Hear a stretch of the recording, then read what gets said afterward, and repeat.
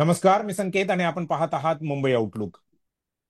मराठा आरक्षण, ओबीसी आरक्षण हा वाद राज्यामध्ये चांगलाच पेटलेला आहे. हैदराबाद गॅझेट लागू करणारा अध्यादेश सरकारने काढला आणि त्यानंतर मराठवाड्यातले जे मराठा आहेत त्यांना आरक्षण मिळणार असं म्हटलं गेलं. जरांगे पाटील यांनी गुलाल उधळून आझाद मैदानावरती तो जल्लोष साजरा केला. केवळ त्यांनीच नाही तर त्यांच्या सोबत असणाऱ्या सर्वच सहकार्यांनी, सर्वच आंदोलकांनी हा गुलाल उधळला आणि आमचा विजय झालेला आहे असं त्यांनी म्हटलं. परंतु काही मराठा अभ्यासक जे आहेत त्यांनी एक वेगळी बाजू मांडली. त्यांचं असं म्हणणं आहे की मराठा वर्गाची पुन्हा एकदा फसवणूक राज्य सरकारने केलेली आहे. 1.5-2 वर्षांपूर्वी वाशी येथे गुलाल उधळला गेला होता. मनोज जरांगे पाटील मुंबईकडे निघाले होते, ते मुंबईत येणार होते. परंतु वाशीला छत्रपती शिवाजी महाराज चौकामध्ये तो गुलाल उधळला गेला, आश्वासनं दिली गेली, परंतु त्या आश्वासनांची पूर्तता झाली नाही. पुन्हा एकदा मराठ्यांची फसवणूक झाली आहे का असं काही अभ्यासकांचं म्हणणं आहे. शिवाय ओबीसींचा विरोध होतोय ह्या GRला. राज्याचेच मंत्री जे आहेत ते न्यायालयात जाणार असं देखील म्हटलं जातं. न्यायालयाने ती याचिका फेटाळलेली हा एक वेगळा भाग आहे. परंतु मराठा वर्गातल्याच काही लोकांचं, काही अभ्यासकांचं, चिंतकांचं असं का मत आहे की फसवणूक झाली, आरक्षण अजून मिळालेलं नाहीये किंवा सरकारने जो GR काढलाय त्याचा मराठ्यांना काही फायदा होणार नाही. हे प्रश्न महत्वाचे आहेत आणि त्यावर चर्चा करण्यासाठी आपल्या सोबत मराठा नेते डॉक्टर संजय लाखे पाटील सर आहेत. त्यांचं मुंबई आउटलुक मध्ये मी स्वागत करतो. सर, मराठ्यांची पुन्हा एकदा फसवणूक झाली असं आपण वारंवार सांगत आहात माध्यमांच्या द्वारे. काय नेमका आपला मुद्दा आहे? तो मुद्दा असा आहे की 2 सप्टेंबर 2025 रोजी मराठा आरक्षण विषयक कमिटीचे अध्यक्ष राधाकृष्ण विखे पाटील यांनी जो शासन आदेश, कार्यपद्धतीचा शासन आदेश, हम्म. मराठा समाजाचं आरक्षणाचे सगळे प्रश्न संपले म्हणून दिलेला आहे. त्याचा अभ्यास केल्यानंतर आमच्या असं लक्षात आलं की या शासन आदेशानुसार मराठा समाजाचा कुठलाही प्रश्न संपलेला नाही. तर बर. तो जो शासन आदेश आहे, जे कुणबी आहेत, ज्यांचे रक्त नात्याचे संबंध कुणबी आहेत, त्यांच्या वंशामुळे मध्ये कोणीतरी कुणबी नातेवाईक आहे वडिलांकडून, पॅटर्नल साईड, त्यांनाच फक्त त्यातून प्रमाणपत्र मिळण्याचा मार्ग सुकर झालेला आहे. एकाही मराठ्याला त्यापासून प्रमाणपत्र मिळू शकत नाही. म्हणून ही सकल मराठा समाजाची सरकारनं केलेली फसवणूक आहे, हे आमचं यामध्ये मत आहे. आणि अभ्यासक म्हणून नव्हे तर सुरुवातीपासूनच्या मराठा आरक्षण लढ्याचा एक शिपाई म्हणून आरक्षणाच्या लढाईमध्ये सामील होऊन आम्ही या ठिकाणी अभ्यास केलाय की सरकार कशा पद्धतीने फसवू शकतं, सरकार कशा पद्धतीने मराठा समाजासाठी काही चांगल्या गोष्टी करू शकतं, याचा सगळा अभ्यास करत करत आम्ही या ठिकाणी आलो. म्हणून आता या शासन आदेशाचा अभ्यास केल्यानंतर आमच्या असं लक्षात आलं की शुद्ध मराठा समाजाची फसवणूक आहे. बर, समाजाची फसवणूक आहे असं तुमचं म्हणणं आहे. हे सगळं झाल्यानंतर तुमच्या लक्षात आलं, तुम्ही नंतर आता बोलताय की सगळं म्हणजे आंदोलन मागे घेतलं, आंदोलक सगळे आपापल्या गावी परतले, त्यानंतरचे हे सगळे स्टेटमेंट्स यायला लागले. ज्यावेळी हे होत होतं त्यावेळी तुम्ही आक्षेप का घेतला नाही किंवा त्यावेळी तुम्ही मनोजदादा जरांगे पाटील यांना या गोष्टी लक्षात का आणून दिल्या नाहीत? मुळामध्ये GRची प्रोसेस होत असताना ऑब्जेक्शन घ्यायचं म्हणजे ते कसं घ्यायचं, कारण त्यामधली नेमकी शब्दरचना काय आहे, शब्द काय टाकलेत, GR मध्ये रायडर काय आहेत, कुठले GR किंवा कायदा याचा त्याला आधार दिलेला आहे, हे सगळ्याचा अभ्यास केल्याशिवाय लक्षात येत नाही. बर. आणि मनोज दादा जरंगे पाटील यांना सांगायचा विषय म्हणजे आमचे जे काही सहकारी अभ्यासक आहेत त्या ठिकाणी होते, विजित नव्हते, त्यांनी सांगायचा प्रयत्न केला ना बर. की समाजाची फसवणूक होते, हेही सांगायचा प्रयत्न केला त्यांनी. तर त्यावेळेस त्यांनी सांगितलं की आमचं आणि सरकारचं असं ठरलंय आणि त्या पद्धतीने आम्ही GR काढतोय. तर तो GR काढला, पण ज्यावेळेस तो GR पब्लिक डॉमेन मध्ये आला त्यानंतर आमच्या लक्षात आलं की सरळ सरळ समाजाची फसवणूक आहे. आणि त्याच वेळेस आम्ही सांगायला सुरुवात केली की ही फसवणूक आहे.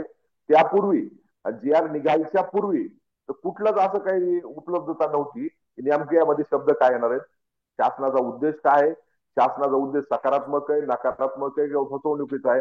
आणि शासन या संस्थेवर एक आपला विश्वास असतो की जे बोललं ते केलं जातं. आपण जर बघितलं पब्लिक डॉमेन मध्ये आहे, आझाद मैदानावर राधाकृष्ण विखे पाटील म्हणताय की मराठा समाजाचे सगळे प्रश्न सुटले, हैदराबाद गॅजेट लागू झालं. त्या दोन्ही गोष्टी त्यामध्ये नाहीत. त्यामुळे ही फसवणूक झालेली आहे. हे जी आर निघाल्यानंतरच आमच्या लक्षात आलं आणि आम्ही लगेच ते सांगितलं.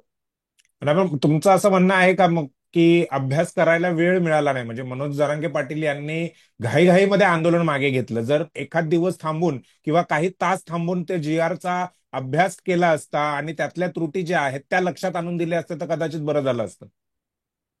मुळामध्ये हा जो काही शासन आदेश काढलेला आहे यामध्ये कुठलीही शासनाची पद्धत अडॉप्ट केली गेलेली नाहीये. बर. शासन नावाची जी संस्था असते ती विश्वस्त म्हणून काम करते बेसिकली. आणि ते करत असताना त्यांनी आधी ड्राफ्ट नोटिफिकेशन जे आहे ते पब्लिक डॉमेन मध्ये टाकायला पाहिजे होतं. त्यामध्ये सजेशन ऑब्जेक्शन मागवायला पाहिजे होत्या. आणि मराठा समाजासाठी जरी ते म्हणत असले हा कुणबी बांधवासाठी काढलेला शासन आदेश आहे तर त्यामध्ये सगळ्या समाज घटकाचा, शेवटी नागरिक म्हणून प्रत्येकाचा अधिकार आहे त्यावर मत व्यक्त करण्याचा आणि त्यामध्ये बघण्याचा. ही सगळी प्रक्रिया कायदेशीररित्या जर पूर्ण केली असती तर आज जो प्रसंग आलाय तो आला नसता. आणि सरकार जो उलट प्रश्न विचारतंय, विशेषतः राधाकृष्ण विखे पाटील जो उलट प्रश्न विचारतायत अज्ञानातून, की त्यापूर्वी आम्हाला का सांगितलं नाही, तर माझा त्यांना या ठिकाणी प्रश्न आहे आपल्या माध्यमातून की जे आर इश्यू करण्यापूर्वी ड्राफ्ट नोटिफिकेशन त्यांनी जाहीर केलं होतं का? आणि ते पब्लिक डॉमेन मध्ये टाकलं होतं का किंवा वेबसाईटवर शासनाच्या टाकलं होतं का? आणि कुणाच्या हरकती त्यांनी त्यावर मागितल्या होत्या किंवा कुणाच्या सूचना त्यावर मागितल्या होत्या? ते कुठलंही काही फॉलो न करत देता अंधाऱ्यामध्ये जसं आमच्याकडे शेळीचा बाजार असतो त्यामध्ये फक्त बोटाने व्यवहार होतात असे, किती हम्म. किंमतही ठरली जात नाही, बोटाने व्यवहार होतात असे. त्या पद्धतीचा हा व्यवहार आहे. पब्लिक डॉमेन मधला हा व्यवहार नाहीये. लोकांना विश्वासात घेऊन केलेला नाही. इव्हन मराठा समाजाला विश्वासात घेऊन सुद्धा हा शासन आदेश काढलेला नाही. हा माझा गंभीर आरोप आहे राज्य सरकारवर. 2 सप्टेंबरच्याच दिवसावरती त्या दुपारी 3-4 वाजताच्या दरम्यानच आपण घडामोडी त्यावर थोडस आपण आणखीन विस्ताराने बोलणं गरजेचं आहे. जी. अ, अ, सर, म्हणजे न्यायालयाचा एक दबाव होता आंदोलनावरती किंवा मनोज जरांगे पाटील यांच्यावरती, आणि त्या दबावाचा उपयोग करून, वापर करून सरकारने हे आंदोलन लवकरात लवकर गुंडाळण्यासाठी हे सगळं केलंय का? आंदोलकावर जरी दबाव असला तर तो दबावातून कसं बाहेर यायचं याची स्ट्रॅटेजी आंदोलकासमोर असली पाहिजे, आंदोलन करणाऱ्या नेत्याला असली पाहिजे. आणि त्या पद्धतीने त्याकडे टीमवर्क असलं पाहिजे. हे काही जगातलं पहिलं आंदोलन नव्हतं किंवा मराठा समाजाचं हे पहिलं आंदोलन नव्हतं. मराठा क्रांती मोर्चाच्या बॅनर खाली आम्ही यापूर्वी 58 मोर्चे काढले होते आणि आझाद मैदानावर लाखो लोकांचा मोर्चा काढला होता. आणि सगळे मोर्चे अत्यंत शांततेने काढले होते. त्या काळातल्या मान्य उच्च न्यायालयाने आणि जगातून त्या मोर्चाचं कौतुक झालं होतं. मग याचाही गांभीर्याने नेतृत्वाने विचार केला पाहिजे, सरकारनं विचार केला पाहिजे. ह्याच आंदोलनाच्या वेळेस मुंबईमध्ये कायदा आणि सुव्यवस्था बिघडेल असं हायकोर्टाला काय वाटलं. आणि देशाच्या इतिहासामध्ये पहिल्यांदा उच्च न्यायालयाचे न्यायमूर्ती असे का म्हणतायत की 3 वाजल्यापर्यंत जर आंदोलन संपलं नाही तर आम्ही रस्त्यावर उतरू. पण माझा प्रश्न वेगळा या ठिकाणी, जर राधाकृष्ण विखे पाटलांना जर सरकारला चर्चाच करायची होती ते 3 नंतर का गेले त्या ठिकाणी? बरोबर. एकीकडे हायकोर्टाने ऑर्डर केली तुम्ही 3 वाजेपर्यंत संपवा, त्यांना बाहेर काढा, नाही तर आम्ही रस्त्यावर उतरू. आणि राधाकृष्ण विखे पाटील आणि शिष्टमंडळ 3 वाजून 22 मिनिटांनी त्या ठिकाणी गेलंय आणि 5:30 पर्यंत चर्चा करत बसलंय. मग त्यावेळेस न्यायालय काय करत होतं? न्यायालयाला घडामोडी दिसत नव्हते का? म्हणजे सगळं जो प्रकार आहे हा अतिशय चुकीच्या पद्धतीने हाताळला गेला प्रकार आहे. सरकारने यामध्ये अतिशय चुकीच्या पद्धतीने हाताळलंय. आणि जरी न्यायालयाचा दबाव असला तर आंदोलनामध्ये पुढे जायचं मागे जे ठरलेलं असतं, पण तुमच्यावर दबाव आहे याचा अर्थ तुम्ही काही शासन आदेश स्वीकारायचा किंवा सरकारवर 1 लाख लोक जमा झाले म्हणून दबाव आहे म्हणून सरकारनं काही शासन आदेश काढायचा आणि तो पाळताना न्यायालय प्रक्रियेचं पालन करायचं नाही, कायदेशीर प्रक्रियेचं पालन करायचं नाही, तो पब्लिक डॉक्युमेंटमध्ये टाकायचं नाही. मराठा समाजावर का प्रत्येक जाती धर्माच्या अभ्यासकाला त्यावर अभ्यास करता आला पाहिजे, त्याला मत व्यक्त करता आलं पाहिजे. असं कुठलाही शासन आदेश नाही, कुठलाही कायदा नाही की ज्याच्यावर ड्राफ्ट नोटिफिकेशन जाहीर करून आक्षेप मागवले जात नाही. वेळ घ्यायचा असता, वेळ मागायचा असता. सरकारला एवढी घाई करायचं काही कारण नव्हतं ना. तर माझा नाही, पण आक्षेप सरकारला घाई करायचे कारण नव्हतं, बरोबर आहे तुमचं म्हणणं, पण सरकारला न्यायालयाच्या आदेशाची अंमलबजावणी करायची होती. जे लोक जे आंदोलक मुंबईमध्ये आले त्यांचा जो सरकारवरती दबाव होता तो दूर करायचा होता, मुंबई खाली करायची होती, म्हणून सरकारने घाई केली. मुळामध्ये न्यायालयानं आदेश केला होता की आंदोलन मुंबईमध्ये न होता बाहेर झालं पाहिजे. बर. सरकारने त्याचं पालन केलं का? हम्म. न्यायालयाने जे जे आदेश केले होते सरकारने पालन केलं का?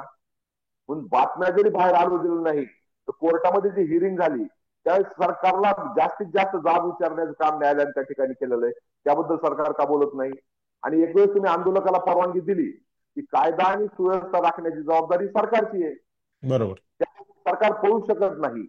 आणि त्या दृष्टिकोनातून त्या ठिकाणी कायदा आणि सुव्यवस्था राखण्यासाठी सरकार कमी पडलं हे सरकारने मान्य केलं पाहिजे.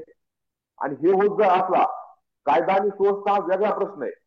कायदा आणि सुव्यवस्थेचं कारण सांगून आम्ही हा शासन आदेश काढलाय असं कुठलंही जगातलं सरकार म्हणू शकत नाही. आणि हे काही फेस सेव्हिंग सरकारला होऊ शकत नाही. आणि याचा अर्थ तुम्ही चुकीचा जी आर काढाल, घाई गडबडीने जी आर काढाल, त्याच्यावर अभ्यास करायला वेळ देणार नाही, सूचना मांडायला वेळ देणार नाही किंवा हरकती मागवायला वेळ देणार नाही, हे समर्थनीय नाही.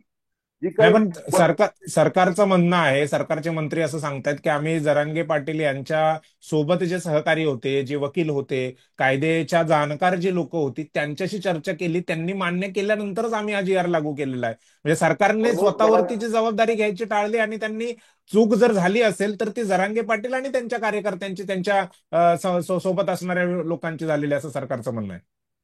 सरकार ही संस्था ही जर जबाबदार संस्था असेल आणि ती भारताच्या घटनेप्रमाणे चालत असेल तर अशा पद्धतीचं बेजबाबदार वक्तव्य सरकार करू शकत नाही. आणि जे केलं जातंय हे अक्षम वक्तव्य आहे. जरांगे पाटील असतील किंवा त्यांचे त्या ठिकाणी बसलेले सहकारी असतील, हे म्हणजे काही राज्याची जनता नाही. बर. हे सरकार राज्यातील 12 कोटी 13 कोटी जनतेला जबाबदार आहे. ते लोक असतील, तिथल्या बाहेर जो मराठा समाज होता त्यांना वेळ देण्याची जबाबदारी ही निश्चित सरकारवर होती. आणि ती जबाबदारीपासून सरकारनं पळ काढलेला आहे.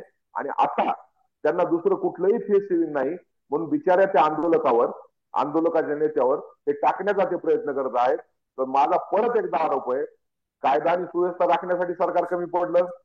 जी आरचं ड्राफ्ट नोटिफिकेशन पब्लिश करण्याची जी काही वैधानिक जबाबदारी सरकारवर होती ती सरकारनं पाडली नाही.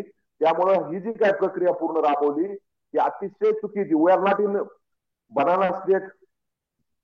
आपलं राज्य घटनेवर चालतंय, कायद्यावर चालतंय. त्या कायद्याची जी प्रक्रिया आहे ती राबवायलाच पाहिजे होती. कुठल्या का समाजासाठी असे ना. मी मराठा समाजाचा आहे, आंदोलक आहे, अभ्यासक आहे, पण देशाचा नागरिक पाहिलाय. या देशाच्या घटनेवर माझा विश्वास आहे. आणि त्या घटनेप्रमाणे जी प्रक्रिया दिलेली, कायद्याप्रमाणे जी प्रशासनाची प्रक्रिया आहे ती राबवायलाच पाहिजे होती. आणि ती राबवली गेली नाही. म्हणून अशा पद्धतीनं वेगवेगळ्या पद्धतीनं सरकार यातून बचावाचा प्रयत्न करतोय. तुम्ही अभ्यासक आधी का सांगितलं नाही? अहो जगामध्ये कुणाला माहित असतं की जे तुम्ही आधी काय काढलाय? मग त्यांनी ड्राफ्ट नोटिफिकेशन काढले असता आणि आमच्या सूचना ऐकून गेल्या असत्या तर नंतर आम्हाला अधिकार नव्हता, आम्ही कोर्टात गेलो असतो. पण आज आम्हाला पूर्ण अधिकार आहे. आम्ही सांगू शकतो की सरकारनं चूक केलेली आहे. आपण चूक सरकारची आहे एका बाजूला तुम्ही हे बोलत आहात, तुमच्या बोलण्यामध्ये तथ्य देखील आहे, परंतु दुसरी बाजू ही देखील आहे. आम्ही वेगवेगळ्या लोकांशी देखील बोललोय. आम्ही बाळासाहेब सराटे यांच्याशी बोललो, आम्ही ऍडव्होकेट असीम सरोदे यांच्याशी बोललो. त्यांचं म्हणणं आहे की जरांगे पाटील यांनी आणखीन वेळ घ्यायला पाहिजे होता. अगदी ऍडव्होकेट असीम सरोदे यांचं म्हणणं आलं की मला त्यांनी विचारलं, जरांगे पाटील यांचे समर्थक जे सहकारी होते त्यांनी विचारलं आणि मी त्यांना काही मेसेज पाठवणार, एक 10-15 मिनिटाचा देखील मला वेळ मिळाला नाही. मी त्यांना काही लिहून सूचना पाठवण्याच्या अगोदरच हे सगळं त्यांनी मान्य केलं होतं. मग सहकार्यांचं पण चुकीचंच आहे ना. सरकार एका बाजूला चुकीचं आहे तुम्ही म्हणताय, मग मराठा नेत्यांचं पण चुकलंच आहे ना त्यामध्ये, घाईघाईने हे सगळं मान्य केलं म्हणून. ड्यू रिस्पेक्ट विथ आसिम सरोदेजी, ते अतिशय नामवंत लॉयर आहेत. समजा त्यांचा जर 15-20 मिनिटाचा वेळ देऊन त्यांचा मेसेज गेला असता आणि त्यानंतर जर तो जी आर काढला असता, तो जी आर बरोबर असता का? बर. बिलकुल नसता. कारण कायदेशीर जी प्रक्रिया आहे तिचं त्या ठिकाणी पालन होणं अतिशय आवश्यक होतं. आणि कायदेशीर प्रक्रिया कुठल्या व्यक्तीसाठी, जातीसाठी, एखाद्या सूचनेसाठी किंवा 10-5 मिनिटं थांबा मी तुम्हाला सूचना पाठवतो यासाठी थांबत नसते, थांबवली जात नव्हते. स्टिप्युलेटेड पिरियड आपण द्यायला पाहिजे, जाहीर नोटिफिकेशन काढायला पाहिजे, वेबवर टाकायला पाहिजे, वर्तमानपत्रामध्ये प्रसिद्ध करायला पाहिजे की अशा अशा पद्धतीचा शासन आदेश काढतो आम्ही, त्यामध्ये आपल्या हरकती आणि सूचना असतील त्या प्रसिद्ध करा. आणि तोपर्यंत सरकारने स्किल वापरायला पाहिजे की आंदोलकाला कशा पद्धतीने शांत करायचं, त्यांच्याकडून वेळ कसा मागून घ्यायचा हे सरकारनं करायला पाहिजे होतं. त्यामध्ये सरकार पूर्णपणे या ठिकाणी फेल झालेलं आहे. आंदोलक तर सरकारवर दबाव वाढवणारच, आंदोलन असतेच त्यासाठी, दबाव वाढवण्यासाठी. म्हणून यामध्ये आंदोलकाचं काही चुकलं का? माझ्या दृष्टीने बिलकुल नाही. आंदोलक नेत्याचं चुकलं का नाही, त्यांनी जेवढा होईल तेवढा दबाव आणवायचा प्रयत्न केला, पण सरकारने यामध्ये गंभीर चूक केली. सरकार ही वैधानिक संस्था आहे आणि तिने वैधानिक पद्धतीनंच काम केलं पाहिजे.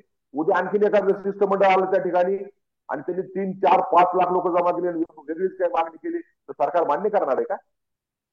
हे करू नये. कुठलंही सरकार असेल, जे दुबळे सरकार असतात, ज्यामध्ये प्रशासकीय यंत्रणेवर त्यांची पकड नसते, तेच सरकार अशा पद्धतीचं कारभार करतात आणि अशा पद्धतीनं पळपुटी वक्तव्य करतात. ते काम हे सरकारनं आणि मंत्री या ठिकाणी करतायत. मराठा समाजामध्ये आता दोन मतप्रवाह बघायला मिळत आहेत. एक असं मानताय की अ, खूप काही मिळालेलं आहे, आता मराठ्यांना आरक्षण मिळणारच आहे. दुसरा मतप्रवाह असा आहे, मानतोय की काही मिळालेले नाही, फसवणूक झाली आहे. जो दुसरा मतप्रवाह आहे त्याचे प्रवक्ते, त्याचे प्रवर्तक म्हणून तुम्ही आज आमच्या सोबत आहात.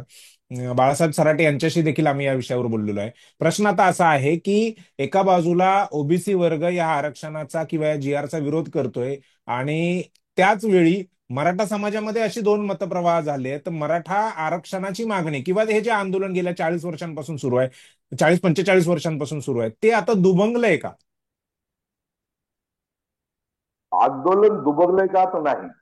त्याचं बर. कारण असं आहे की कैलासवासी अण्णासाहेब पाटील यांच्यापासून 2/9/2025चा जो शासन आदेश काढला, ते आझाद मैदान तिथपर्यंत जे आंदोलन आहे, हे आंदोलन मराठा समाजाला आरक्षण मिळवून देण्यासाठी आहे. सकल मराठा समाजाला आरक्षणाचा लाभ मिळवून देण्यासाठी आहे. परंतु शासनानं 2/9चा जो शासन आदेश काढला, त्याचं आपण स्पष्ट जर वाचन केलं तर ज्यांच्या कुणबी नोंदी आहेत त्या नोंदी शोधून देण्याचं काम ह्या शासन आदेशाच्या मार्फत केलं जाणार आहे. म्हणून बरोबर. जर कुणबी भांडवलाच्या नोंदी शोधण्यासाठीचा हा जी आर आहे आणि त्याचा जर समजा प्रश्न मिटलेत का, तर निश्चित त्यामध्ये काही गती निर्माण होण्याचा प्रयत्न या शासन आदेशामधून होईल. परंतु पहिल्या पानावर जे वाचायला लिहिलेलं आहे आणि त्यात 1 ते 10 जे क्रमांकाचे रायडर टाकलेले ते कायदा आहे, तो कायदा आहे कास्ट व्हॅलिडिटी आणि व्हेरिफिकेशनचा.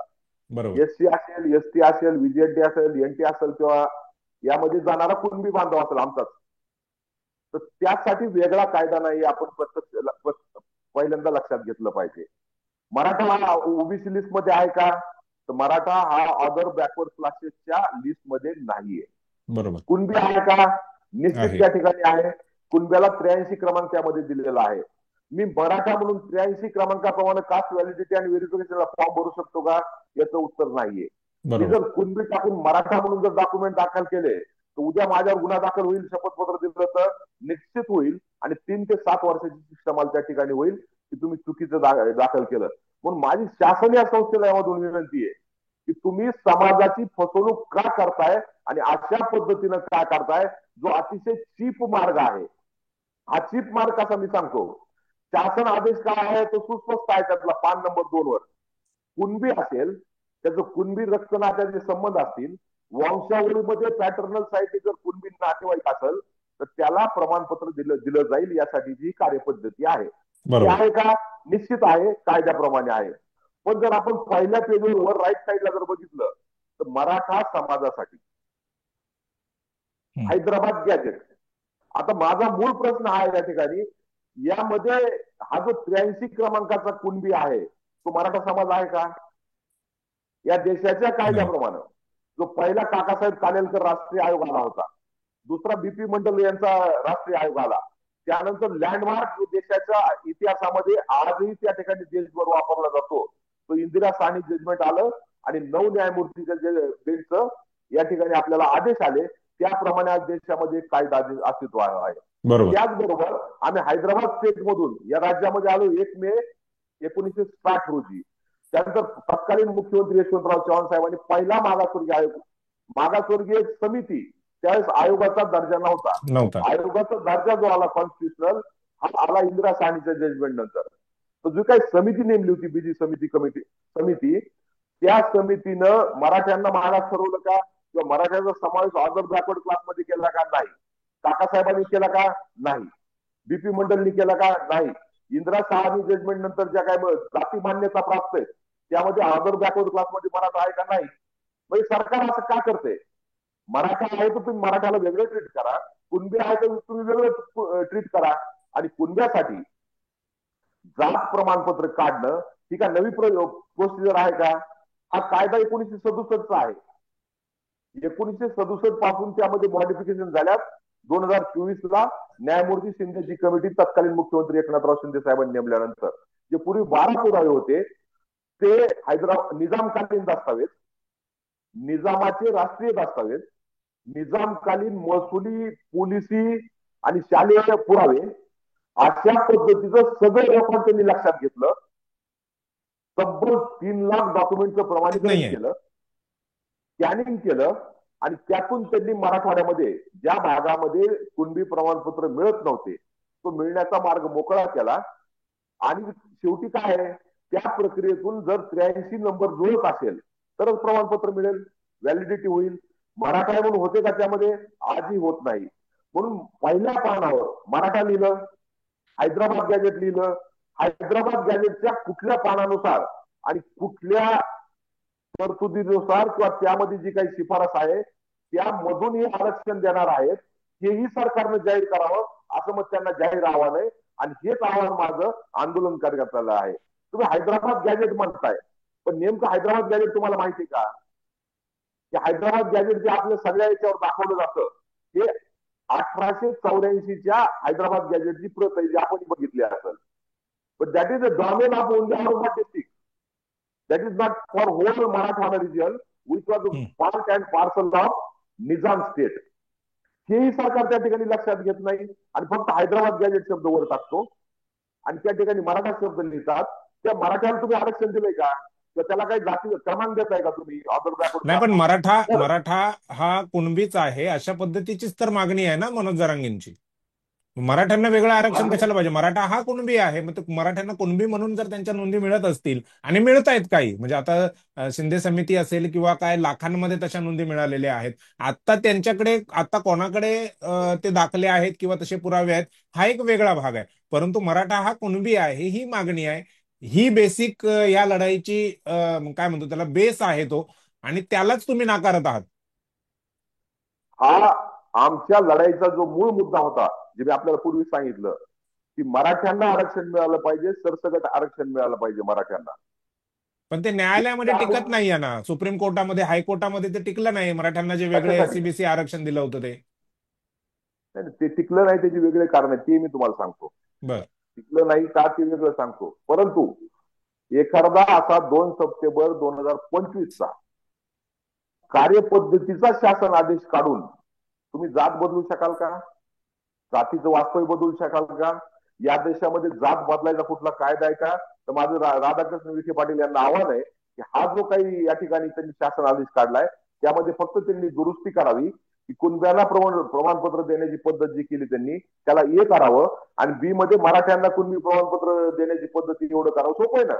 म्हणजे तुम्ही मराठा आहे कुणबी आहेत हे तुम्ही मान्य करत नाहीयेत? मराठा बघा, मी मान्य करून माझे अनेक नातेवाईक कुणबी आहेत किंवा कुणबी प्रत्येकाचे असू शकतात, आहेत, सगळे हा, संबंध होतात. बरोबर. सामाजिक संबंध असणं हा भाग वेगळा आहे आणि कायदेशीर स्टेटस असणं हा भाग वेगळा आहे. सरकारला हेच कळत नाही की सरकारी संस्था कायद्याप्रमाणे चालते, उच्च न्यायालय सर्वोच्च न्यायालयाच्या कायद्याप्रमाणे चालते, निवाड्याप्रमाणे चालते. आमच्या छत्रपती संभाजीनगरच्या बेंचचे न्यायमूर्ती मल्लापल्ले यांची ऑर्डर आहे की जे आधी रिपोर्टेबल म्हणून आहे की मराठा आणि कुणबी एक नाहीत. कुठल्याही जजमेंट प्रमाणे मराठा आणि कुणबी एक आहेत असं कुणीही दाखवून देऊ शकत नाही आणि असं कुठल्याही न्यायालयाचा आदेश नाही. माझं सरकारला आव्हान आहे, अतिशय सोपे हे 9 सप्टेंबरचा शासन आदेशामध्ये दुरुस्ती करा आणि बी मध्ये मराठा समाजाच्या लोकांना प्रमाणपत्र द्यायचे आणि क्रमांक 83 मध्ये अर्ज करून द्यायचे. एवढं सोपं सुटसुटीत करा ना.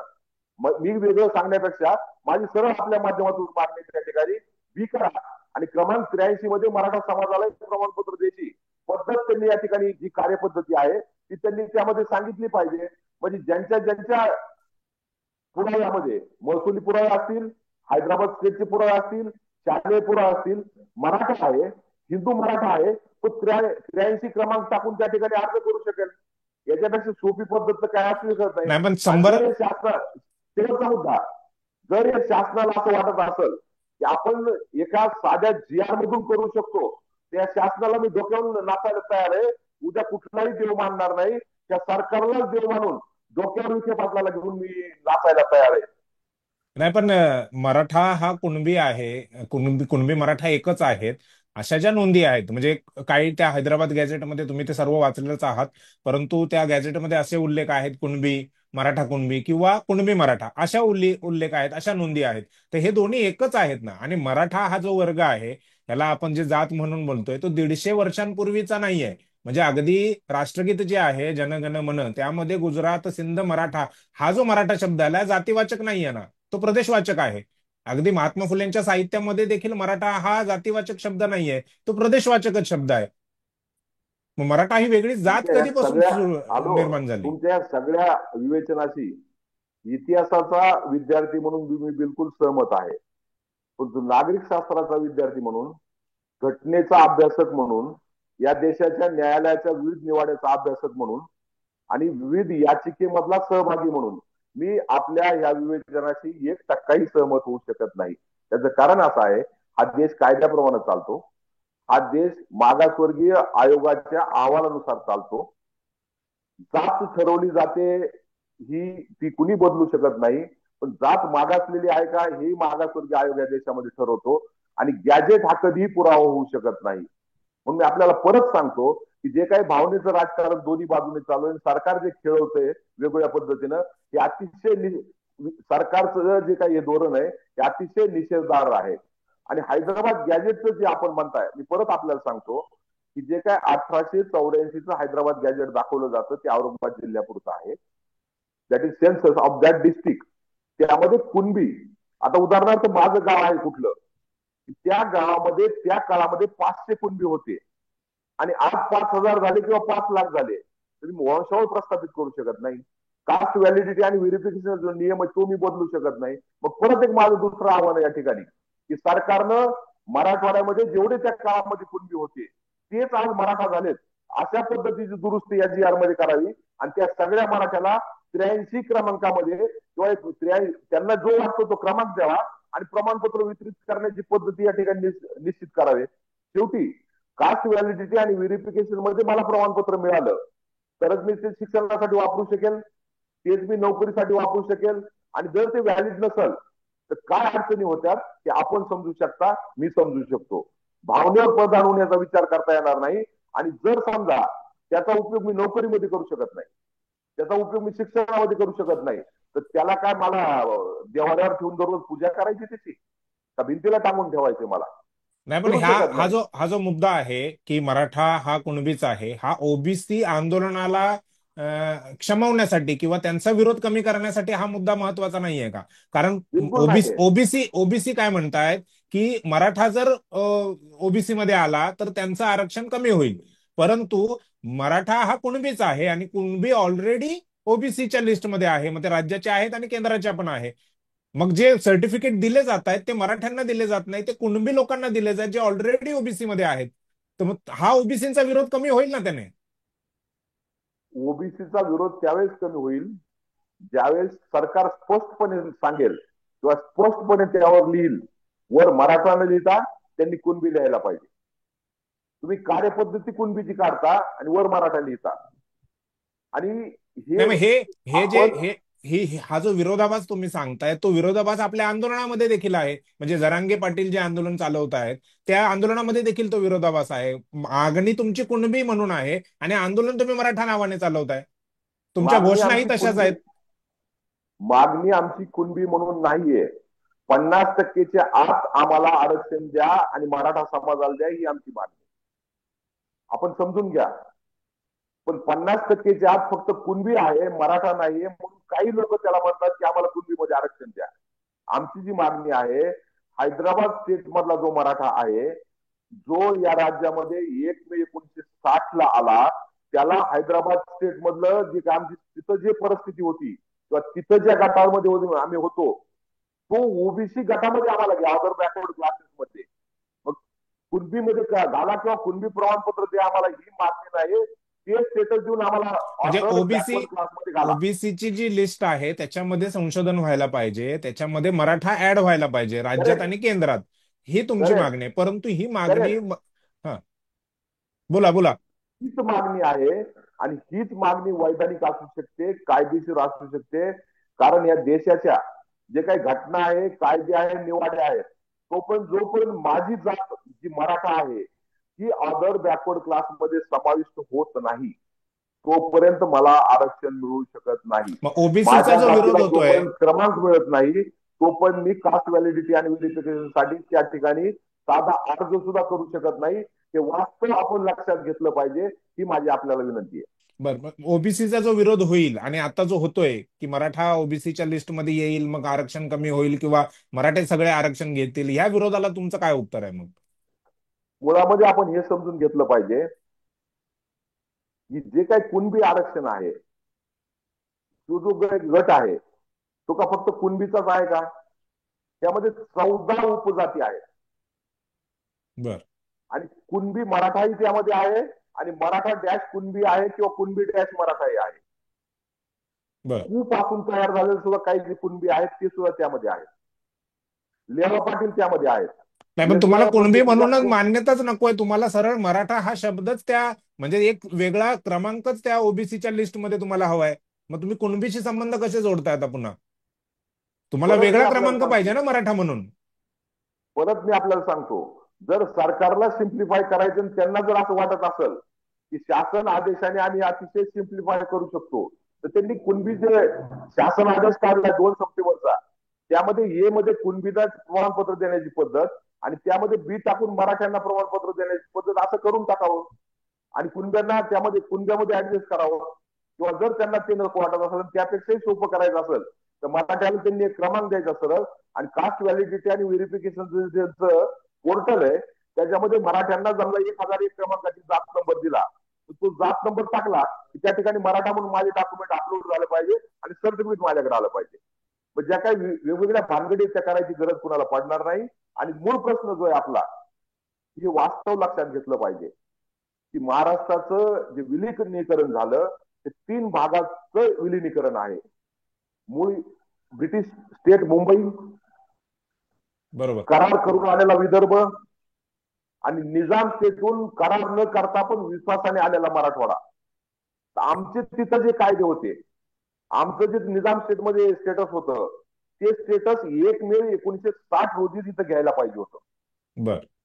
परंतु ते दुर्दैवानं ते घेतलं गेलं नाही. आणि वराड आणि विदर्भ असेल, खानदेश असेल, विशेषतः वराडामध्ये आणि विदर्भामध्ये डॉक्टर पंजाबराव देशमुखांची चळवळ चालवली. त्यामुळे त्या ठिकाणी कुणबी झाले, कुणबी मराठा आले, मराठा कुणबी आले आणि ते आरक्षणामध्ये 1967 पूर्वी येऊन बसले या ठिकाणी. त्यांना बरोबर. काकासाहेब कालेलकर आयोगाने मान्यता दिली, मंडलनी आयोग मान्यता दिली, राज्याची जी समिती होती ती बीजी देशमुख पासून बापट कमिटीपर्यंत या सगळ्या कमिटीने त्याला मान्यता दिली. परंतु दुर्दैवानं मराठा हा वेगळा राहिला मराठवाड्यातला. त्याचं हैदराबाद स्टेटस मध्ये जे काही स्थान आहे ते इकडे दिलं नाही, समाविष्ट केलं कुणबी गेलं म्हणूनच नाही. स्थान दिलं नाही. आपल्याला परत सांगतो की ना सरकारला कळलंय, आणखी ना आंदोलकाला कळलंय आणि अनेक अभ्यासकाला म्हणजे मराठवाडा सोडून बाहेरच्या कळलंय आणि पत्रकार बंधूच्या आणखी लक्षात आणून दिलं जात नाही. ते मी आपल्याला सांगतो. पहिलं जे गॅजेट आहे हैदराबाद ते 1884च, पण ते बरोबर. हैदराबाद गॅजेटेड जरी असलं ते that is census of British India. बरोबर. हे आपण लक्षात घेतलं पाहिजे. That is a purely census of British India. ज्या स्टँडर्डनी ब्रिटिश सरकारनं त्यांच्या स्टेटमध्ये सेन्सस केलं, that process was adopted for Hyderabad state from begin 1884. येणार होता 1881 ला, पण काही तांत्रिक कारणामुळे त्याला 1884 ला. त्यानंतर बरोबर. दुसरं सेन्सस आलं 1901 ला, तिसरं आलं 2001 ला, चौथं आलं 2011 ला, पाचवं आलं 2021 ला, सहावं आलं 2031 ला, 1931 सॉरी 1931. 1931. आणि या ठिकाणी पुन्हा एक लक्षात घेतलं पाहिजे की जसं देशाच्या जनगणनेमध्ये शेवटची चाचणी आहे जनगणना ही 1931 ला झाली, त्याच पद्धतीनं हैदराबाद स्टेटमध्ये, म्हणून मी आधीच सांगितलं इतर भारतातलं आणि हैदराबाद स्टेटचं काही वेगळं नाही, निजाम स्टेट आहे म्हणून त्यामुळे दुजा भावाने किंवा सेकंडरी डॉक्युमेंट म्हणून बघायचं काही कारण नाही.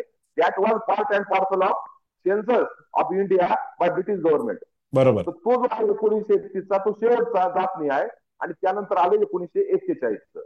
आता यातलं उलट्या अर्थाने गेलं, 41 मध्ये जातनी जनगणना नव्हती, एकतीस. 41ला जातनिहाय जनगणना झाली, परंतु दुसरं महायुद्ध सुरू होतं आणि त्यामुळे बरेच भारतातले जे तरुण लोक आहेत ते बाहेर होते ब्रिटिशांच्या बाजूने, इंग्लंडच्या बाजूने लढण्यासाठी. त्यामुळे ती जनगणना ग्राह्य धरली जात नाही. ग्राह्य धरणारी करेक्ट. जनगणना ही 1931ची आहे. म्हणून 41ची आपण धरतच नाही धरत ना. नाही, बरोबर आहे. हा, काकासाहेब कालेलकरनी ती पकडली ना. हा, भारतरत्न डॉक्टर बाबासाहेब आंबेडकरनी ती अधिकृत पकडली. त्यामुळे मी तर बरोबर. खूप लहान माणूस आहे. हम्म. त्यामुळे म्हणून नाही आम्ही सांगितलं 31, 21 आणि 2001 आणि 2011 हे 4 जे शेवटचे गॅजेट आहेत, त्यामध्ये जी जनगणनेची प्रोसेस होती ही इव्हॉल्व्ह झाली होती. तिच्यामध्ये काहीतरी बदल झाले होते आणि त्याप्रमाणे त्यांनी जे बदल केले त्याप्रमाणे त्या त्या राज्यातल्या जातीचे गट केले होते. ते आपण लक्षात घ्या. तुम्हाला पाहिजे असेल तर मी ते दाखवू शकतो जे जातीचे गट होते. आता जो हैदराबाद स्टेट मधला जातीचा गट आहे 11, 21 आणि 31, बर. त्यामध्ये जे अप्पर कास्ट नंबर 1 ला आहे हम्म. त्यामध्ये ब्राह्मण, राजपूत आणि आमच्याकडे खत्री समाज होता जे ब्रिटिशांनी महसुली अधिकारी म्हणून या ठिकाणी नेमले होते. अशा काही जाती होत्या. दुसरा जो वर्ग होता हे या ठिकाणी आपण विशेष लक्षात घेतलं पाहिजे. हा शेती कसणारा, शेती करणारा, शेतीवर अवलंबून असलेला, शेतीपूरक उद्योग करणारा पशुपालक वर्ग, या सगळ्याचा जो आज जर आपण अदर बॅकवर्ड क्लासेस म्हणून ओळखतो तो वर्ग त्या ठिकाणी नंबर 2 मध्ये आहे. आणि ओपन डॉक्युमेंट आहे त्यामध्ये. ते जर त्याचं हे पाहायचं असेल टेबल आपल्याला तर तुम्ही आपल्याला दाखवू शकतो.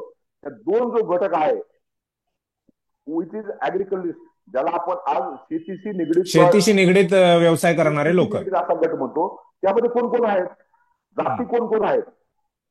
धनगर, हाटकर, वंजारी, माळी, साळी, तेलंगा, कोमटी, कुणबी. बरोबर आहे. बरोबर. आणि त्याबरोबरच मराठा सुद्धा त्यामध्ये आहे आपल्याला सांगतो. हे कुणी सांगत नाही, आजपर्यंत कुणी सांगितलेलं नाही. पण या दुसऱ्या गटामध्ये कुणबी म्हणून कुणबी आहे आणि मराठा हा सुद्धा यामध्ये आहे. माझा सिंपल सवाल आहे आपल्याला आणि आपल्या माध्यमातून सरकारला, जर या गटातील मराठा सोडून सगळे इतर ज्या जाती मी आता आपल्याला सांगितल्या, त्या माळी, ओबीसी मध्ये साळी, आहेत, कोळी, तर मग तेली, मराठा का कांबळी, नाही? या सगळ्या जर तुम्ही इकडे घेतल्या असतील 1 मे 1960 नंतर बीजी देशमुख कमिटीने, तर निजाम स्टेट मधली मराठा का सोडली आणि ती बर. आज इन्कॉर्पोरेट का केली जात नाही, हा मूळ सवाल आहे. म्हणून आमचं जे बेसिक आम्ही आंदोलन करते यामधले, मी असेल, राजेंद्र दाते पाटील असेल, किशोर चव्हाण असेल, ज्यांनी हे एका याचिकेच्या मार्फत उच्च न्यायालयाच्या निदर्शनास आणून दिलं होतं. आमची मागणी आहे की जो लेफ्ट आउट मराठा समाज आहे आमचा, त्याचं जे स्टेटस होतं ओबीसीचं, ज्या समाज घटकामध्ये हैदराबादमध्ये होता तोच या ठिकाणी ठेवा, सगळे प्रश्न मिटून जातील. आणि तो आमचा नैसर्गिक अधिकार आहे, तो कुणी टाळू शकत नाही. कारण वेगळ्या त्यावेळेची जनगणना आम्ही केली नव्हती किंवा बरोबर. मराठा या गटामध्ये ठेवा म्हणून आम्ही सांगितलं नव्हतं. जे काही सामाजिक स्टेटस आहे आमचं हैदराबाद स्टेट मधलं, ते बघून त्या काळामध्ये जे ब्रिटिश तज्ञ होते सेन्सस, त्यांनी आम्हाला त्यामध्ये टाकलेलं आहे आणि ते बदलायचा कुणाला अधिकार नाही. ही ऐतिहासिक गोडचूक आहे राज्याची. स्टेट रिऑर्गनायझेशन नंतर ती दुरुस्त व्हायला पाहिजे होती, पण ती कुणी केली नाही. म्हणून आमची आग्रहाची मागणी आहे, दुरुस्त करा. आणि जो काही लेफ्ट आउट मराठा आहे, कुणबी बांधव आहेत, त्यांना कुणबी म्हणून प्रमाणपत्र मिळालंच पाहिजे. पण मराठ्याचं जे स्टेटस हैदराबाद स्टेटमध्ये होतं तेही त्याला मिळालं पाहिजे. आणि ते स्टेटस जर तुम्ही दिलं तर कुठलाही या ठिकाणी प्रश्न शिल्लक राहत नाही. आणि एक त्यानंतर प्रश्न शिल्लक राहतो. एक प्रश्न शिल्लक राहतो, तो म्हणजे आरक्षणाची मर्यादा 50% वाढवता येत नाही आणि त्यामुळेच हा सगळा घोळ झालेला आहे. त्यामुळेच ओबीसी विरोध करतोय. बघा, हे कसं आहे, या देशामध्ये ईश्वर, जगामध्ये ईश्वर आहे किंवा नाही, किंवा देव आहे किंवा नाही, आहे नाही. 50%ची आठ आहे का? आहे नाही. इंदिरा साहनी म्हणते 50%, पण त्याची त्यांनी सांगितलं which community are far flung, remote living, आणि त्यांचं जर मागास पण तुम्ही निश्चित करू शकत असाल विशिष्ट पॅरामीटरवर, तर त्यांना 50%च्या वर आरक्षण देण्याचा अधिकार त्या ठिकाणी आहे. पण इंदिरा साहनीच्या जजमेंटचा आधार जरी घेतला तर तुम्हाला फक्त ते सिद्ध करावं लागेल वैधानिक मार्गाने, नाही, सिद्ध मग हे करावं हे लागेल. आंदोलन जे आहे ते एक मिनिट, ओबीसी एक ओबीसी मिनिट, हा एक मिनिट. हा, बोला. हा एक भाग झाला. आणि दुसरं, राजकीय इच्छाशक्ती असेल तर तुम्ही ईडब्ल्यूएसचं जे 10% आरक्षण आहे ते देशामध्ये द्यायचा तुम्हाला अधिकार कोणी दिला? बरोबर. तुमच्या जातीला त्या ठिकाणी प्रोटेक्शन करायचंय. तुमची जात प्रशासनात आहे, तुमची जात न्यायालयात आहे, तुमच्या जातीचं या देशावर राज्य आहे आणि तुमची संघटना बॅकबोन म्हणून या सगळ्याचं काम करते. म्हणून तुमच्या जातीच्यासाठी तुम्ही 10% आरक्षण देता. लाभ वाटायला पाहिजे अशा लोकांना या देशामध्ये राहण्याचा. आणि अशा लोकांना या देशामध्ये कुठेही राहण्याचा अधिकार नाही, हे मी या ठिकाणी ठामपणे सांगतो. जर तुम्हाला या देशामध्ये न्याय द्यायचा आहे, आधी कमकुवत लोकांना द्या. ईडब्ल्यूचं 50%च्या वरचं आरक्षण देऊन देशाच्या घटनेचा जो काही केशवानंद भारतीच्या जजमेंट आहे, बेसिक स्ट्रक्चर ऑफ कॉन्स्टिट्यूशन, त्याला त्या ठिकाणी मारलेलं या ठिकाणी मी सांगतो आपल्याला. परंतु त्या ठिकाणी तुमच्या जातीचे लोक आहेत म्हणून तुम्ही त्याला प्रोटेक्शन देताय. आणि एससीबीसी जे गरीब लोकांचं आहे, गरीब मराठ्याचं आहे, गरीब प्रशेक समाजाचं आहे, ते तुम्ही फेटाळून लावता. तुम्हाला कळतही नाही की यामध्ये काय देत नाही. जोपर्यंत माझ्या वेदनेचा माणूस सुप्रीम कोर्टमध्ये असणार नाही, तर तोपर्यंत मला आरक्षण मिळणार नाही. या देशाचं धडधडीत सत्य या ठिकाणी लक्षात घेतलं पाहिजे. नाही मद्रास मधली जी बेसिक केस आहे की ज्या केसमधून डॉक्टर बाबासाहेब आंबेडकरांना घटना दुरुस्ती करायला लागली करावी होती, लागली. त्याची दुराई राजन आपण विरुद्ध बघितलं चंपककणी. आपण चंपकन केसमध्ये त्याची त्या ठिकाणी जी आपण म्हणतो की तो आर्टचा विद्यार्थी होता, तो मेडिकलला अर्जही करू शकत नव्हता. बरोबर आहे. तरीही न्यायालयानं त्याची केस केली, विचारात घेतली. मद्रास हायकोर्टाने त्याच्या बाजून निकाल दिला. त्यावेळेस 9 जज जे होते सुप्रीम कोर्टामध्ये, तेही दुर्दैवाने एकाच जातीचे होते.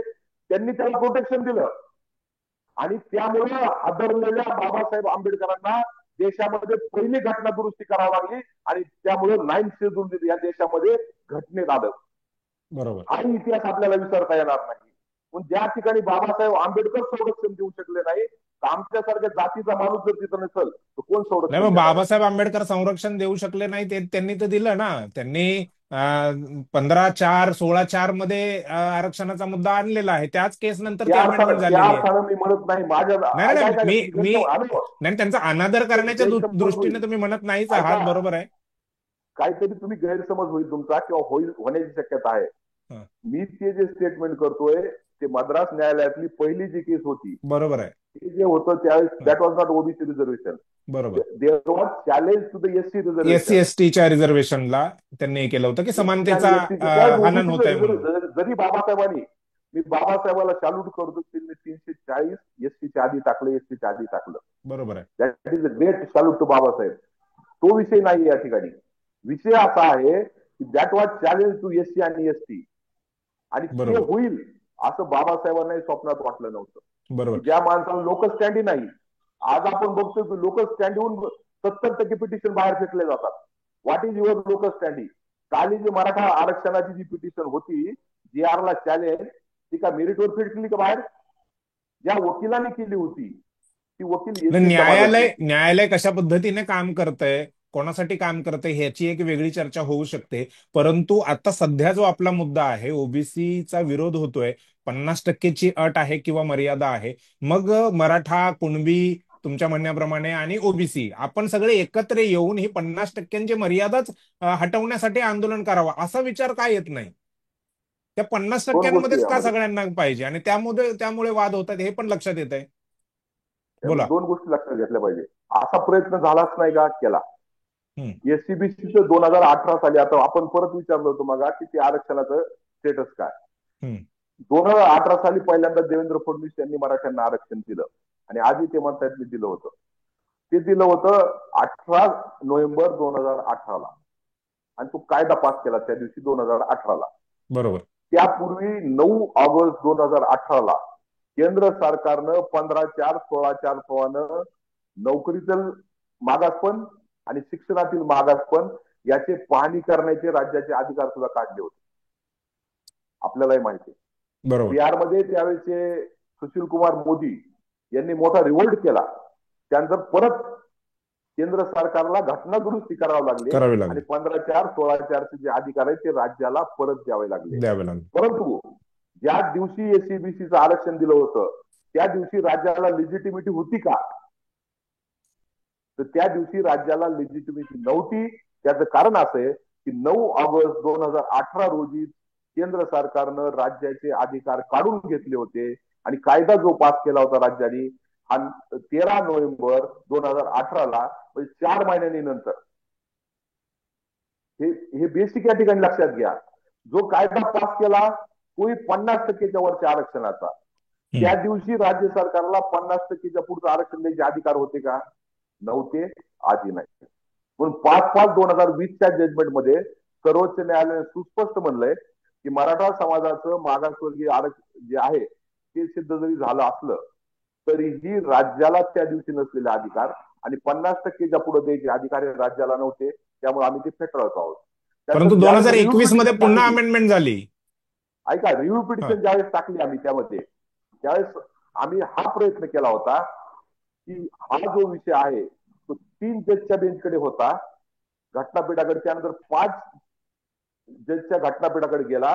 त्यावेळेस ऍप्लिकेशन आम्ही दिलं होतं, आमचे जे काही पिटिशनर होते राजेंद्र दाते पाटील, विनोद पाटील यांच्या माध्यमातून, की हा जो विषय आहे 50%च्या पुढचं आरक्षण द्यायचं किंवा नाही द्यायचं, हा 5 जजचं बेंच ठरवू शकत नाही. बरोबर त्याचं आहे. कारण असं होतं, इंदिरा साहनीचं जे 9 जजमेंट आहे जजच्या बेंचने 9 दिलं होतं. बेंचचं होतं. ते म्हणून 11 आपण जजची हे केलं बेंचच ते काय आहे, उलटवू शकते. बरोबर आहे, कायदेशीर म्हणून हे बाब आहे. आपण 11च्या बेंचकडे पाठवा. बरोबर. 2 पाणी जजमेंट दिलं त्या ठिकाणी सर्वोच्च न्यायालयानं, आणि बालाजी पासून तर सगळ्या केसेस सांगितल्या आम्हाला, आणि सांगितलं दिस इज नाउ सेटल्ड लॉ, आणि ते पाठवणं आम्हाला योग्य वाटत नाही. या ठिकाणी लक्षात घ्या आपण मी काय सांगतोय ते. पण हम्म. तुम्हाला न्यायालयाची चर्चा नाही व्हायला पाहिजे. आरक्षण आणि न्यायालय ही चर्चा वेगळी होऊ शकत नाही, हे आपण या ठिकाणी लक्षात घेतलं पाहिजे. आणि हे या देशातलं धडधडीत सत्य सत्य. जोपर्यंत तुम्ही मांडणार नाही तो मध्ये यामध्ये बदलही होणार नाही, आपण लक्षात घेतलं पाहिजे. पण जरी ही टीका करायची का नाही, हे वास्तव सांगायचं का नाही, हे सांगलं पाहिजे. यासाठी एक लिगल ऍक्टिव्हिस्ट म्हणून माझा रोल आहे, आणि तो मी सातत्याने या ठिकाणी करत राहणार आहे, आपण लक्षात घेतलं पाहिजे. आणि तो मी करत राहणार, आणि तो अधिकार मला डॉक्टर बाबासाहेब आंबेडकरांनी दिलेला आहे. की मला जर वाटतंय आणि माझी जर खात्री आहे हे चुकीचं आहे तर ते मी बोलणार, आणि जर त्यांनी मला नोटीस काढली ते सिद्ध करून द्यायची जबाबदारी ती सुद्धा मी स्वीकारणार, हे आपल्या बरोबर. माध्यमातून सांगतो. बरोबर आहे. त्यानंतर तेच आरक्षण पुन्हा दिलं एसीबीसीचं. ते 2021. 50% अधिकार आहे का आज राज्याला? नाही. दुसरा भाग असा आहे की क्युरेटिव्ह पिटिशन सर्वोच्च न्यायालयामध्ये पेंडिंग आहे, ती फेटाळली का? नाही फेटाळली. आणि एक पिटिशन त्या ठिकाणी सर्वोच्च न्यायालयामध्ये पिटिशन असताना तो कायदा तुम्ही बनवू शकता का? नाही करू शकत. तरीही कायदा बनवला गेलाय. ठीक आहे, हरकत नाही, समाजाच्या हितासाठी तो बनवलाय. यामध्ये आपल्या माध्यमातून माझी मागणी आहे, आणि पहिल्यांदा आपल्याकडून नोंदवतोय, जर राज्य सरकारला 50%च्या वर आरक्षण द्यायचं असेल तर घ्यायला आम्ही तयार नाहीत असं जे सांगितलं जातं ते साफ खोट आहे. निश्चित आम्ही घ्यायला तयार आहेत, पण ते ईडब्ल्यूएस सारखं टिकाऊ असलं पाहिजे. त्याला सुप्रीम कोर्टाचं प्रोटेक्शन असलं पाहिजे. सुप्रीम कोर्ट ईडब्ल्यूएस ला प्रोटेक्शन देणार, आणि मराठ्याचं म्हणजे कृषक समाजाचं देशातलं, मग मराठा असेल, जाट असेल, गुर्जर असेल, काकू असेल, किंवा इतर कुठले ज्या जाती देशातले ते असतील, त्यांचं आरक्षण असेल तर तुम्ही फेटाळून लावणार. हे या देशामध्ये चालणार नाही. ही जी काही माइंडसेट आहे या देशामधलं हे दुरुस्त होणं या ठिकाणी आवश्यक आहे. पण आपल्या परंतु माध्यमातून माझी मागणी आहे, एकच मिनिट फक्त, हा आपल्या माध्यमातून माझी मागणी आहे की ईडब्ल्यूएस ची घटना दुरुस्ती करत असताना केंद्र सरकारने काय केलं की 15/6 आणि 16/6 ही दुरुस्ती केली. 15/6 16/6 ही दुरुस्ती केली, आणि त्यामध्ये ईडब्ल्यूएस टाकलं. तर ब्रीफली माझं एवढंच म्हणणं आहे, त्यामध्ये 15/6 करा, 16/6 करा, त्यामध्ये ईडब्ल्यूएस टाका, एसीबीसी आणि टाका, 15/6 करा, आणि 16/6 करा, आणि त्यामध्ये एसीबीसी टाका, आणि त्याला संसदेची मान्यता द्या, आणि त्याला सर्वोच्च न्यायालयाचं प्रोटेक्शन द्या. आज माझा मुलगा कुठल्या आरक्षणामध्ये सरकारच्या मूर्खपणामध्ये गेला तर त्याला सफर व्हायची वेळ येऊ देऊ नका. आणि मग त्यासाठी त्याला राज्यातही आरक्षण मिळेल, केंद्रातही आरक्षण मिळेल, घटनेप्रमाणे मिळेल, आणि सर्वोच्च न्यायालयाच्या कसोटीवर टिकणार असेल. होय, ते आरक्षण घ्यायला मी तयार आहे, आणि सरकारची ती तयारी आहे का हा प्रश्न आपल्या माध्यमातून विचारतो. आणि जर सरकार त्याला तयार असेल तर आम्ही ते आरक्षण घ्यायला तयार आहोत. आता जे उच्च न्यायालयामध्ये आरक्षण एसीबीसीचं पेंडिंग आहे आणि त्याची केस चालू आहे, ते सर्व राज्यपालामार्फत यांनी 341 मध्ये केंद्र सरकारकडे पाठवलं पाहिजे. त्याला प्रोटेक्शन मागितलं पाहिजे, ते प्रोटेक्शन घेतलं पाहिजे, आणि सर्वोच्च न्यायालयाला वेगळं जायची गरज नाही. कारण ईडब्ल्यूएस ला सर्वोच्च न्यायालयाने मान्यता दिलेली, ती मान्यता देण्याची कॅप आपोआप त्याला लागेल, आणि एसीबीसी टिकेल, केंद्रातील टिकेल, आणि राज्यातील टिकेल. तर बरोबर. तुम्ही हा कॉन्क्रीट या ठिकाणी वॉटरप्रूफ मध्ये आम्हाला न बसवता या ठिकाणी आम्हाला कसंही फेकून देता, लाईफ जॅकेट आम्हाला ठेवत नाही, हे चालणार नाही. आणि तो मूळ मुद्दा आहे, आपण समजून घेतलं पाहिजे. बरोबर. परंतु ह्या मुद्द्यावरती म्हणजे सोल्युशन काय आहे ह्या मुद्द्यावरती चर्चा होण्यापेक्षा एकमेकांच्या विरोधामध्ये फक्त टीका टिप्पणी होते. अ, जसं आता तुम्ही सांगितलं की कशा पद्धतीने हे आरक्षण संविधानिक मिळू शकतं, म्हणजे कुणबी म्हणून मराठा म्हणून हे आरक्षण कसं मिळवता येईल, परंतु तसं होताना तसे स्टेटमेंट्स मात्र दिसत नाहीयेत की बाबा आपण एकत्र येऊन 50% जी मर्यादा लावली गेलेली आहे किंवा ती हटवण्यासाठी राज्य सरकारवरती प्रेशर आणलं पाहिजे, ह्यासाठी काही दिसत नाही. हे जे टीका टिप्पणी होते, अगदी तुमचं काय नावही होतंय, त्याच्यामध्ये आहे, त्यावर काय सांगाल? टीका टिप्पणी होत नाहीये. बर. आम्ही गंभीरपणे सरकारशी चर्चा करायला तयार आहे. त्यांच्याकडे अनेकदा वेळ मागितला आहे. पण सरकार या ठिकाणी आता गेल्या अनेक दिवसामध्ये टपोरी वर्तन करते आणि दोन्ही बाजूकडून जे टपोरी लोक आहेत त्यांना उत्तेजन द्यायचा या ठिकाणी प्रयत्न होतोय आणि ते सरकार करते. आम्ही जी चर्चा करतो ती गंभीरपणे करतो, या देशाच्या घटनेवर विश्वास ठेवून करतो, या देशाच्या कायद्याप्रमाणे करतो आणि सर्वोच्च न्यायालयाच्या विविध निवाड्याचा अभ्यास करून करतो. आणि जी काही परिस्थिती आहे हैदराबाद संस्थांमध्ये सुद्धा तिचा विचार करून करतो की आमचं आरक्षण कसं टिकेल. आम्ही कुठेही वेगळ्या पद्धतीनं कायद्याच्या बाहेर घटनेच्या बाहेर या ठिकाणी बोलत नाहीत, हे आपण लक्षात घेतलं पाहिजे. पण तो हा जो काय आवाज आहे हा सरकारला ऐकायचा नाही, कारण त्यांना हा विषय मिटवायचा नाही, हा विषय त्यांना खेळवत ठेवायचा आहे. आणि दुसरीकडे दोन्ही समाजाला खेळवत बसायचंय आणि उपसमाजालाही खेळवत बसायचंय.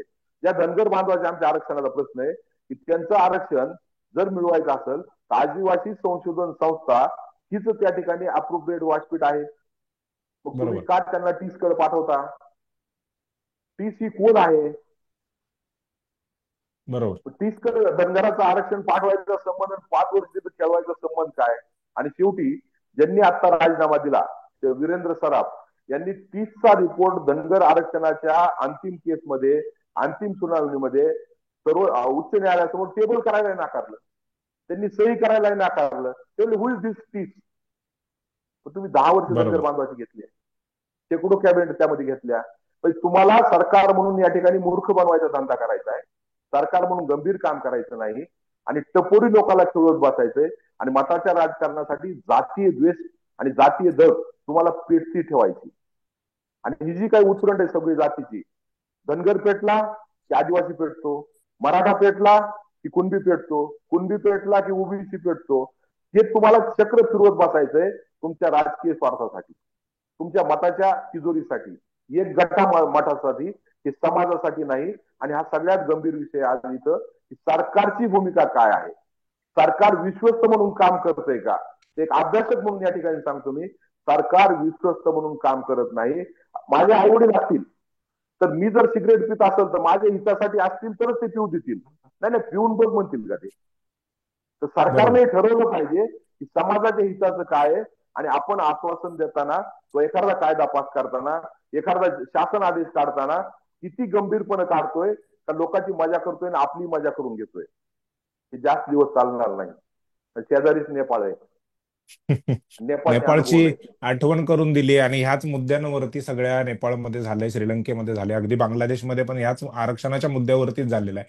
भारतात होईल की नाही माहिती नाही, परंतु हे आंदोलन जे आहे ते पेटत चाललेलं आहे. तुम्ही जसं म्हणाला की ईडब्ल्यूएसचं आरक्षण देताना इच्छाशक्ती होती, त्यांच्या लोकांसाठी त्यांनी दिलं.